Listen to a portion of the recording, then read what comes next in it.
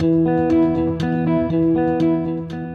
is Craig Haugard with your Financial Issues Ag Update. Well, corn had another good outing with the December futures posting their highest close since mid-August of 2019. This also marked the fourth straight session, which they've closed above $4 a bushel. Funds were good buyers during the sessions. They picked up about 10,000 contracts. That pushes their total long position to about 220,000. South American weather continues to get a lot of attention, with the dryness delaying the planting of the first crop in Brazil. We expect to see some rains enter the corn and soybean belt this week, but the forecast coverage is not enough to end the concerns and get the entire belt planted. Soybeans posted their highest close in a week, with November futures settling up 9 3/4 cents. Funds were buyers of 10,000 bean contracts, pushes their net long position to 244,000. Now, Brazil has started receiving rains, which have been modest the last couple of days. More rains are coming, it looks like, in the next 10 days. Argentina is also looking at very good rains in the next 10 days, and that is going to help soybean production. The trade is still very concerned, however, about how much of a delay the South American production is going to occur.